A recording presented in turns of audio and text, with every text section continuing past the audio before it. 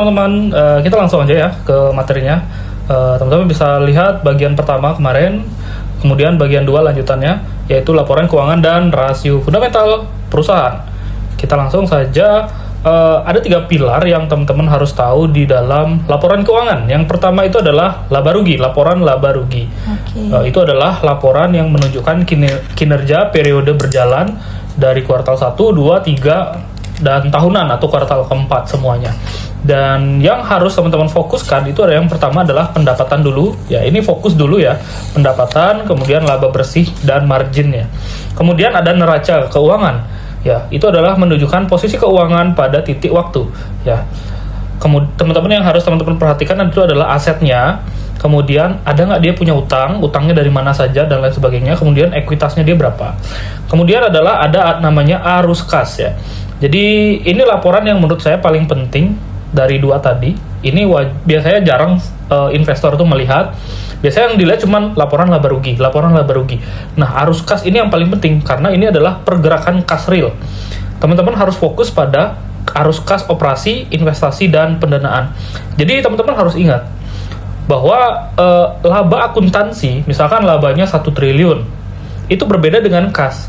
Labanya itu adalah bisa aja laba itu berasal dari peningkatan nilai aset secara yang tidak terlihat gitu, itu bisa. Kemudian labanya dari mana tapi piutangnya banyak tapi kasnya nggak masuk, nah itu bisa.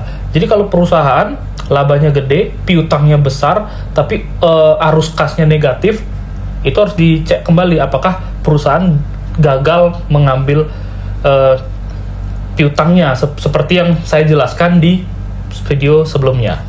Biasa orang yang dilihat kan kalau rasio rasio fundamental tuh PBV dan per gitu, valuasi yang sebelumnya kita bahas. Kali ini kita akan melihat bagaimana profit perusahaan itu terhadap harga sahamnya atau asetnya dan lain sebagainya. Yang pertama ada ROA. ROA itu akan melihat kira-kira bagaimana labanya itu apa dibandingkan dengan asetnya dia. Artinya apa? Kalau perusahaan punya aset sekitar 1 triliun, labanya dia bisa berapa? Itu rumusnya laba bersih dibagi total aset. Ini untuk menunjukkan seberapa efisien aset menghasilkan laba. Contoh, ada perusahaan nasi padang. Nasi padang dengan perusahaan KFC misalkan. KFC omsetnya 1M, tapi laba per tahun 50 juta. Nasi padang asetnya 100 juta, tapi omset per tahun 500 juta. Kira-kira lebih efisien mana? Nasi padang. Benar, nasi padang. Karena apa? Rumusnya adalah laba bersih dibagi total aset. Artinya, kalau teman-teman mencari perusahaan yang efektif, yang efisien, cari yang ROA-nya besar. Kemudian ada namanya ROE. Itu adalah rasio laba bersih dibagi ekuitasnya. Kalau aset itu kan, aset itu apa? Aset itu modal ditambah utang, ya. Ekuitas ditambah liabilitas. Tapi kalau ekuitas itu modal, benar-benar uangnya dia, ibaratnya seperti itu. Jadi laba bersih dibagi ekuitas itu adalah menunjukkan nanti seberapa imbal hasil bagi untuk pemegang saham. Kenapa? Karena kalau ada laba kotor misalkan sekitar 50 juta, kemudian punya utang jatuh tempo 25 juta, jadi sisanya 25 juta doang teman-teman punya. Tapi kalau modal asli kita tanpa utang, ekuitasnya, jadi untungnya 50, kalau misalnya perusahaan nggak ada utang, 50 juta itu adalah milik kita sebagai investor. Ya, jadi ROE dan ROA semakin besar semakin bagus. Tapi ada beberapa sektor yang memang ROA dan ROE-nya itu pasti kecil. Contoh seperti perbankan gitu. ROA-nya itu pasti kecil. ROE-nya juga gitu. Wajar karena dia asetnya besar, kemudian margin setiap bisnis model bisnisnya dia mungkin 1, 2, 3% gitu. Itu wajar karena dia dia mendapatkan keuntungan dari bunga. Kemudian ada namanya NPM ya. Ini net profit margin. Jadi rumusnya adalah laba bersih dibagi pendapatan. Kira-kira nih dari pendapatannya dia, misalkan yang tadi nasi padang 500 juta, sisa uang yang menjadi hak untuk investor itu berapa? Misal laba bersihnya sisa 100 juta. Gitu. Jadi kalau dihitung dari NPM 100 juta dibagi 500 juta menjadi 1,1 per 5 gitu. Jadi semakin besar NPM berarti dia semakin bagus karena dia efisien mengelola biaya. Jadi cost-nya dia sedikit. Banyak di beberapa sektor yang memiliki cost yang sedikit. Tapi teman-teman, dari semua ROA NPM ini jangan dibandingkan per saham, harus dibandingkan per sektor atau subsektor. Jadi maksudnya teman-teman membandingkan saham energi dengan saham perbankan itu nggak bagus. Harus satu sektor untuk melihat kira-kira perusahaan mana yang paling mantap di sektor tersebut.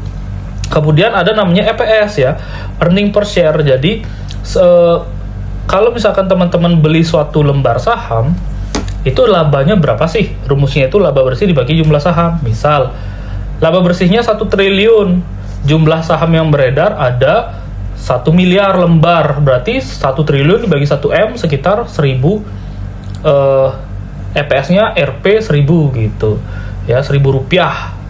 Jadi kalau perusahaannya EPS-nya besar, itu biasanya lembar sahamnya dikit atau memang perusahaan memang labanya besar dan bagus gitu. Nah, saya paling senang kalau investasi dan trading di saham yang memang EPS-nya dia besar. Ya, jadi itu kunci untuk pertumbuhan. Teman-teman harus lihat EPS tahun ini berapa, EPS tahun depan berapa. Walaupun labanya bisa naik, EPS-nya bisa nggak naik. Kenapa kira-kira? Karena lembar sahamnya bisa saja bertambah. Mungkin di tahun 2025 EPS-nya 1000, lembar sahamnya 1 miliar. Kemudian ada right issue-nya berapa? Nambah 1 miliar, jadi 2 miliar, ya kan? 2 miliar lembar saham di tahun 2026 dengan laba yang sama 1 triliun, EPS-nya bisa menurun menjadi 500 rupiah. Ya, jadi kuncinya adalah di pertumbuhan EPS-nya. Okay. Ya. Ini ada insight juga bahwa ROE dan ROA itu memiliki pengaruh yang sangat signifikan terhadap nilai perusahaan di BI. Jadi ini teman-teman penting ya. Saya paling senang kalau investasi itu lihat ROE sama ROA. Ya, ROE dan ROA ini harus diperhatikan betul. Namun teman-teman itu harus membedakan kinerja yang dikelola dengan kinerja real. Nah, ada banyak perusahaan yang ROE dan ROA-nya besar, tapi ternyata laporan keuangan itu tidak real atau hanya di atas kertas. Jadi kalau di atas kertas itu labanya itu bukan benar-benar laba yang dihasilkan. Bisa saja ada kenaikan nilai aset properti gitu kan. Misal saya punya properti 1M, saya naikkan nilainya itu menjadi 3M, jadi saya untung 2M misalkan. Okay. Tapi kan kalau nggak saya jual nggak dapat duit tuh. Siapa tahu ketika saya jual 1M lagi, jadi saya rugi kan. Nah, jadi laporan keuangan itu berbeda dengan arus kas. Jadi kalau teman-teman ingin melihat real atau tidaknya laporan keuangan, dilihat di arus kas. Duit masuk tidak? Gitu. Oke? Barulah. Oke, berarti laporan keuangan itu data mentahnya. Betul. Nah, sekarang gimana nih caranya kita ngubah angka tadi jadi rasio fundamental biar gampang dibandingin? Oke. Gimana? Kuncinya tadi, teman-teman membandingkannya itu di setiap sektor beda-beda. Jangan disamakan perbankan dengan energi atau properti. Nah, kemudian teman-teman lihat dari semua perusahaan properti atau energi atau apalah terserah, siapa paling besar ROE-nya sama ROA-nya. Kemudian NPM-nya paling besar juga siapa. Kalau EPS ini jangan dibandingkan siapa paling besar. Itu beda. Jadi kalau EPS ini khusus untuk melihat pertumbuhannya saja. Oke. Gitu. Lalu gimana dengan ROE dan DER? Seberapa tinggi sih angka ROE yang dibilang perusahaan pintar nyari cuan, dan batas DER berapa yang udah masuk lampu merah alias kebanyakan utang? Oke, secara umum ya, ini secara umum ya. Untuk ROE yang menurut saya bagus itu sekitar di atas 30-an. Ya. Itu menurut saya. Tapi ingat, setiap sektor itu beda-beda. Itu rata-rata aja. Bagi saya di atas 30-an oke, di atas 20 juga oke. Gitu. Banyak tuh perusahaan yang biasa teman-teman lihat yang bertumbuh signifikan, contoh WIM ya. WIM atau Harta, saya lupa di tahun 2024. Harta kayaknya kalau nggak salah di 2024 itu ROE-nya itu bisa mencapai sekitar 80 atau 60%. Nah, jadi itu menurut saya itu adalah perusahaan yang bagus. gitu. Semakin besar dia semakin bagus, tapi tetap teman-teman harus lihat real atau tidak. Kemudian terkait dengan DER itu ada di bagian rasio likuiditas dan solvabilitas ya. Jadi kita lihat kira-kira si DER itu ya, debt to equity ratio itu utangnya dia lebih besar mana sama ekuitas. Kalau perusahaan dia hobi hutang, biasanya DER-nya itu lebih dari 3 kali atau 300%. Kalau saya sih lebih suka utang itu mungkin maksimalnya 2 kali daripada modal. Artinya 2 kali atau 200% dari ekuitas. Itu adalah perusahaan yang oke, ambang batasnya. Jadi lebih dari itu menurut saya terlalu beresiko untuk kita perhatikan. Dia sangat tergantung pada utang.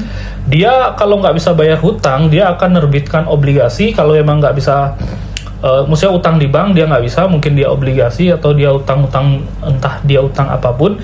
Yang jelas pada akhirnya ketika perusahaan benar-benar stuck, dia nggak bisa ngapa-ngapain, dia akan melakukan right issue. Right issue itu artinya teman-teman harus ngasih modal lagi, ngasih duit lagi ke perusahaan. Tapi kalau perusahaan gagal untuk mengelola itu, nanti ujung-ujungnya right issue lagi sampai benar-benar udah harga saham itu tidak ada artinya, tidak ada harganya gitu.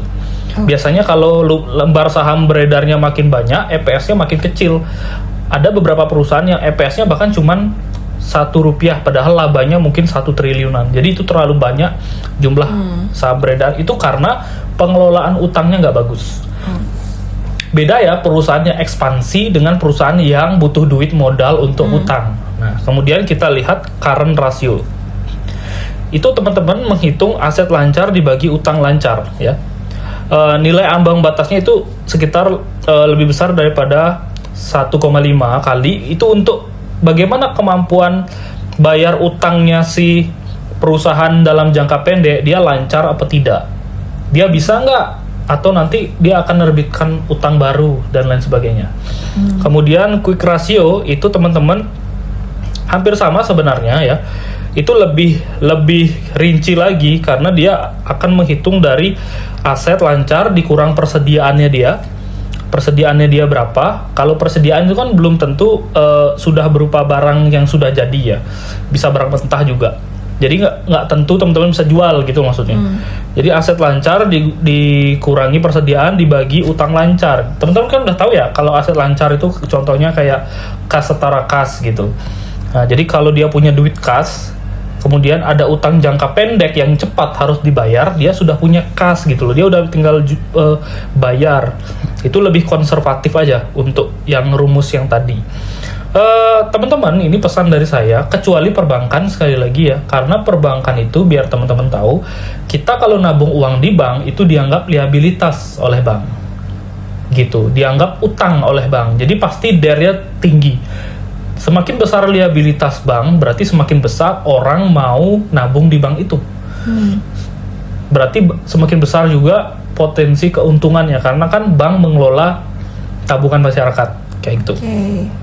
Nah, itu dicatat ya teman-teman, karena kan kadang ada emiten yang kelihatan cantik aja di atas kertas, tapi ternyata manipulasi. Betul. Ada nggak red flag atau tanda bahaya yang paling sering muncul di laporan keuangan yang wajib kita waspadai? Selain hal-hal DER, ROA, ROE, dan lain sebagainya.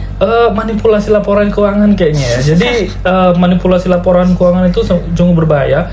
Kalau teman-teman searching, mungkin apakah saya wajar berbicara seperti ini ya, teman-teman searching aja di internet, ada nggak contoh manipulasi laporan keuangan. Dan saya juga tadi lupa jelaskan bahwa kalau DER-nya tinggi, itu akan beresiko yang kayak tadi gagal bayar, kemudian dia harus menerbitkan obligasi, mencari modal baru dari obligasi atau right issue. Kemudian resiko suku bunga tinggi, kayak sekarang suku bunganya masih tinggi ya, itu akan berdampak buruk kepada perusahaan yang utang-utangnya besar karena biayanya semakin membengkak gitu. Kemudian banyak hal sih di laporan keuangan yang memang harus kita pelajari kembali. Kalau ini kan masih sekitar dasar saja ya, tapi dasar juga teman-teman nggak basic banget gitu, cuman tahu laporan keuangan doang, padahal ada arus kas, ada dan sebagainya. Mungkin di video-video berikutnya kita akan bahas. Kemudian ada namanya rasio efisiensi perusahaan, efisiensi operasional. Jadi kita melihat perputaran asetnya. Rumusnya apa? Pendapatan dibagi total aset. pendapatan itu adalah uang yang pendapatan ya, yang barangnya kita jual gitu misalkan, itu baru masuk nilainya itu pendapatan, belum dikurangi pokoknya, belum dikurangi beban-beban lainnya. Ya, itu untuk melihat efisiensi aset menghasilkan pendapatan. Kira-kira yang kayak tadi, kalau ROA itu kan laba ya. Kalau perputaran aset itu pendapatan ya. Kemudian perputaran persediaan. Jadi kadang itu di laporan keuangan persediaannya bisa makin besar, bisa berkurang. Itu ada maknanya juga. Ya, jadi untuk lihat perputaran persediaan, apakah persediaan itu berjalan lancar terus, adalah kita lihat HPP dibagi rata-rata persediaan. Gitu, untuk melihat efisiensi manajemen dalam persediaan, karena kan banyak juga perusahaan yang mungkin labanya meningkat tapi ternyata persediaannya dia justru meningkat gitu, entah karena di gudang makin banyak yang tidak laku atau bagaimana. Karena pendapatan itu bukan cuman soal barang yang laku, tapi pendapatan itu juga dilihat dari harga barangnya. Jadi kalau pendapatan naik karena harga barang yang naik tapi volume penjualannya sedikit, gimana tuh? Nah, itu harus dilihat dari persediaan.